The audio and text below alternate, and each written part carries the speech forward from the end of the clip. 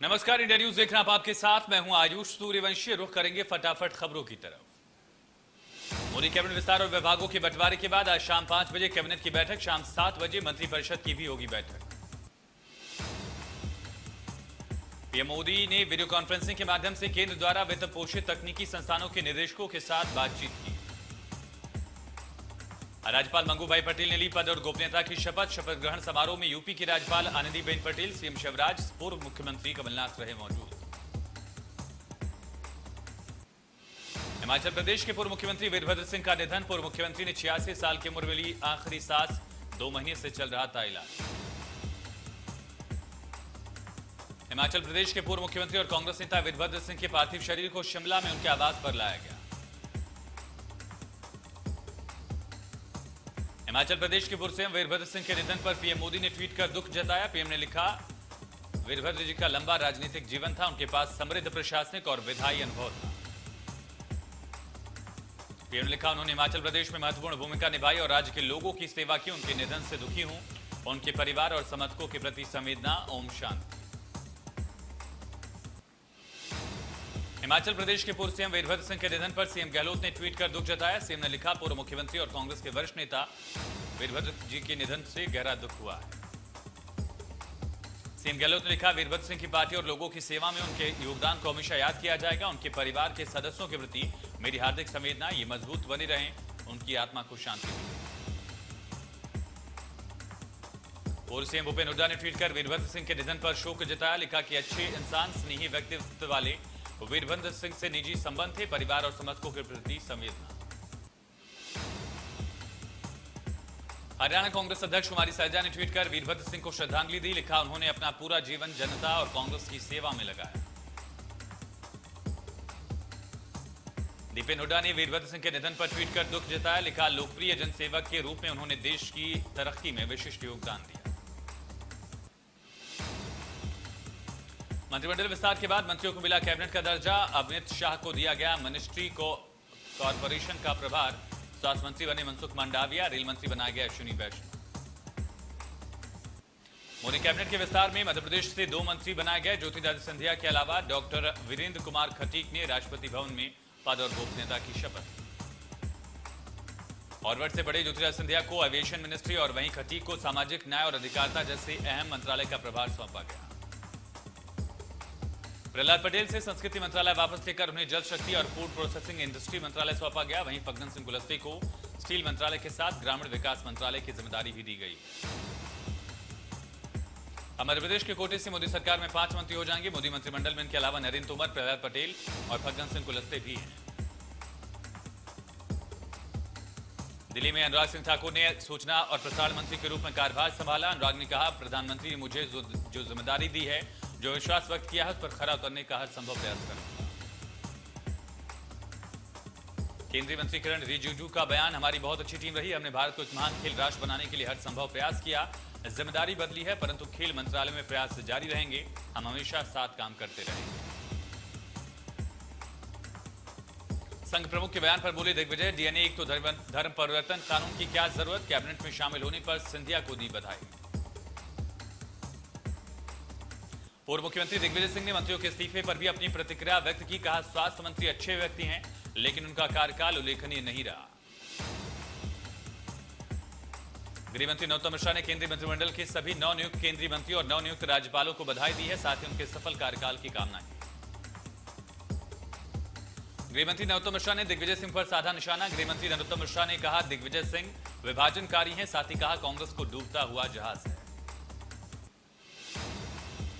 Modi cabinet में मध्य प्रदेश का दबदबा, मंत्रियों की संख्या बढ़कर हुई 5। बुंदेलखंड और ग्वालियर चंबल से 2-2 मंत्री। बीजेपी में जश्न, मोदी कैबिनेट में मध्य प्रदेश का दबदबा।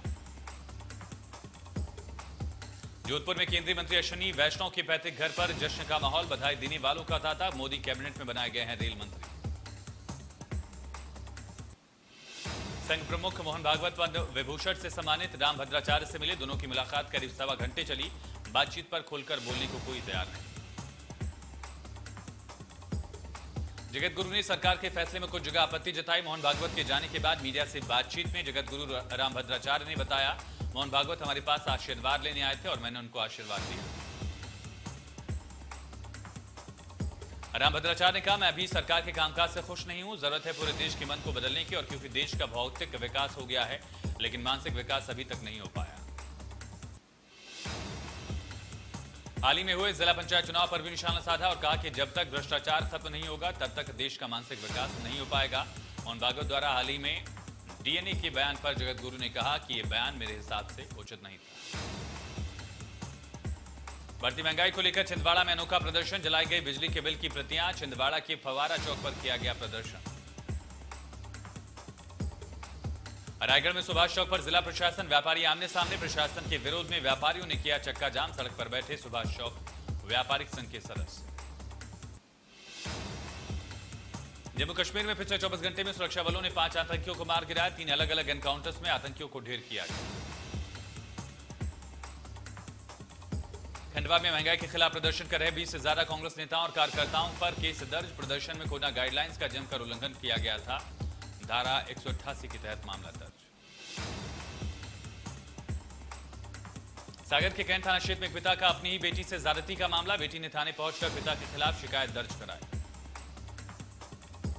आरोपी 2 साल से बेटी को डरा धमका कर दुष्कर्म करता था। पिता की हरकतों से परेशान होकर पीड़िता ने परिवार के अन्य सदस्यों को बीती बताई। मामला सामने आने के बाद परिवार वाली बेटी को लेकर थाने पहुंचे। थाने में पीड़िता ने केस दर्ज कराया। एसपी विक्रम सिंह कुशवाहा ने बताया कि शिकायत पर मामला दर्ज कर लिया गया है। आरोपी पिता को भी गिरफ्तार कर लिया गया। दमोह के हटा सिविल अस्पताल में एक महिला ने 3 बच्चों को एक साथ जन्म दिया। तीनों बच्चे और महिला पूरी तरह से स्वस्थ। ग्रामीण इलाकों में इस तरह का पहला मामला। मंदसौर के गांव धुंधकड़ा में वैक्सीनेशन के लिए लोगों में गजब का क्रेज दिखा है। एक दिन पहले ही रात में सेंटर पर लगा दिया गया नंबर। करीब 250 लोगों ने टोकन लेकर अगले दिन के लिए बुकिंग कराई। पन्ना टाइगर रिजर्व से अच्छी खबर, पिछले कई दिनों से बीमार दुनिया की सबसे उम्रदराज हथिनी की तबियत में सुधार। बीमार वत्सला को ठीक करने के लिए वन विभाग और डॉक्टर्स की टीम कर रही विशेष देखभाल। इलाज का असर भी दिखाई देने लगा है। बीते कई दिनों से खाना पीना छोड़ देने वाली 100 साल से ज्यादा उम्र की हथिनी वत्सला ने फिर से खाना पीना शुरू कर दिया। मुरैना में अधेड़ महिला की धारदार हथियार से हत्या। रात में सोते वक्त घटना को दिया गया अंजाम। कैलारस थाना क्षेत्र के सपेरा बस्ती का मामला। कांकेर में चारामा के डेढ़ कोहगा में हाथियों ने उत्पात मचाकर कई घरों को तोड़ा। ग्रामीणों में दहशत का माहौल। वन अमला रात से मौके पर रहा मौजूद। हाथियों का दल गांव के पास जंगलों में मौजूद। बिलासपुर में डीजल से भरा टैंकर अनियंत्रित होकर पलटा। डीजल लूटने के लिए लगाकर लोग बाल्टी ड्रम लेकर पहुंचे। रतनपुर के खूंटा घाट डैम के पास की घटना। बिलासपुर में सीपत एनटीपीसी यूनिट 5 के पास बॉयलर में ब्लास्ट की वजह से 500 मेगावाट की यूनिट हो गई ठप। हादसे में पेंट हाउस की छत बुरी तरह से क्षतिग्रस्त।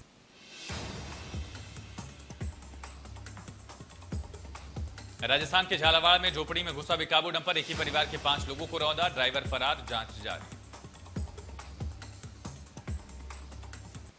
राजस्थान के कोटा में टोल कर्मियों की गुंडागर्दी। ट्रक ड्राइवर को बुरी तरह से पीटा। पुलिस ने 1500 रुपए दिलाकर कराया समझौता।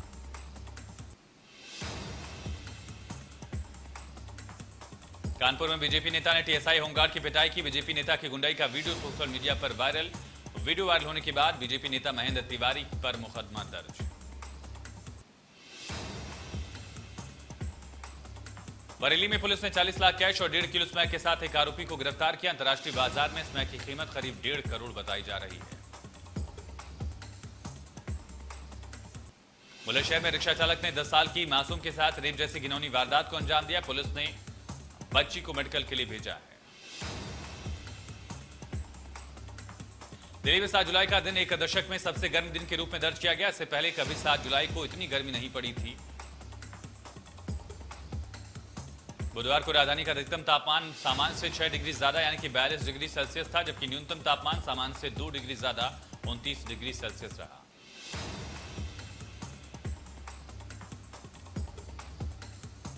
दिल्ली में पेट्रोल 35 पैसे बढ़कर 100 रुपए के पार पहुंचा। डीजल भी 9 पैसे बढ़कर 89 रुपए के पार पहुंचा। भोपाल में पेट्रोल 25 पैसे बढ़कर 108 रुपए 88 पैसे प्रति लीटर। डीजल बिना किसी बदलाव के 98 रुपए 40 पैसे। कोलकाता में पेट्रोल 39 पैसे बढ़कर 100 रुपए 62 पैसे प्रति लीटर, डीजल 15 पैसे बढ़ा 92 रुपए 65 पैसे प्रति लीटर।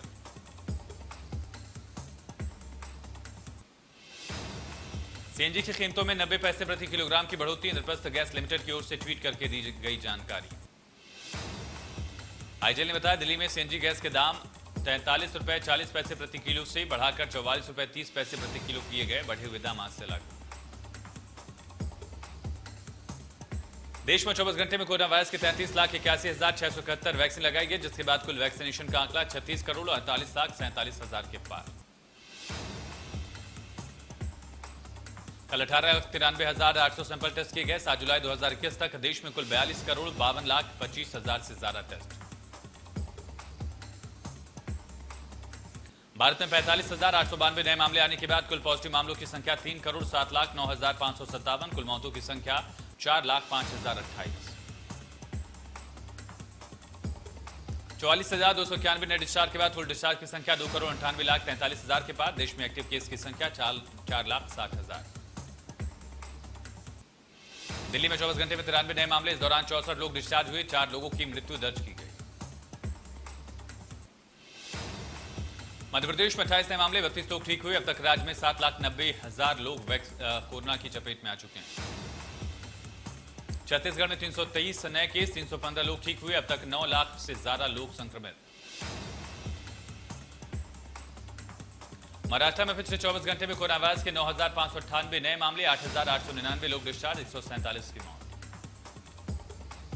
मुंबई में 664 नए मामले, 744 लोग डिस्चार्ज, 9 लोगों की कोरोना से मौत।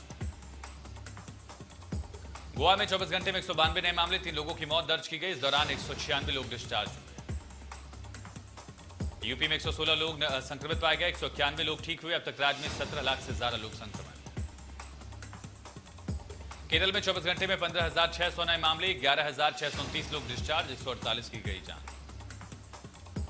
आंध्र प्रदेश में 24 घंटे में कोरोना के 3,166 नए मामले, 4,019 रिकवरी, 21 लोगों की मौत। असम में कोरोना के 2,289 नए मामले, 3,136 लोग डिस्चार्ज, 26 लोगों की मौत। मणिपुर में 24 घंटे में कोरोना के 760 नए मामले, 446 लोग डिस्चार्ज, 11 लोगों की गई जान। देश के 8 राज्यों में पूर्ण लॉकडाउन जैसी पाबंदियां, पश्चिम बंगाल, हिमाचल, झारखंड, ओडिशा, तमिलनाडु, मिजोरम, गोवा, पुडुचेरी शामिल। यहां लॉकडाउन जैसे ही कड़े प्रतिबंध लगाए गए हैं। भारत बायोटेक ने हाल ही में कोवैक्सीन के फेज 3 ट्रायल का डेटा जारी किया। इसमें वैक्सीन को एफिकेसी रेट जो है 77% से ज्यादा का दावा किया गया।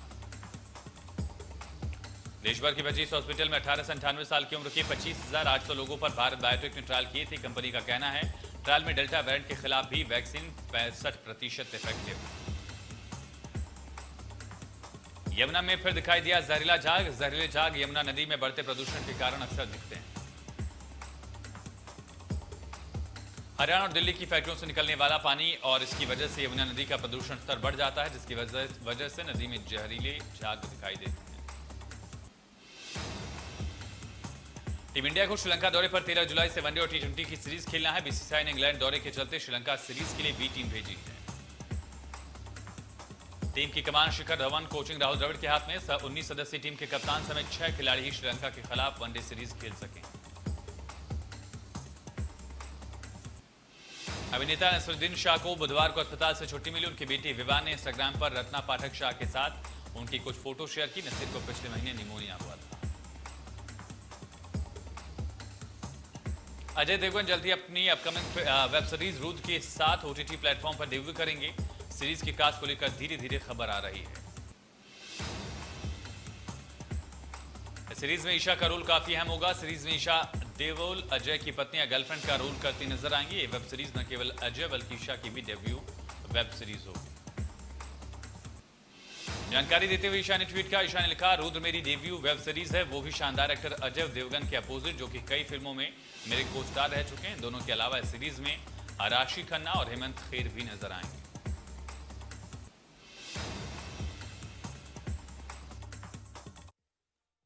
एक छोटे से ब्रेक के लिए रुकते हैं।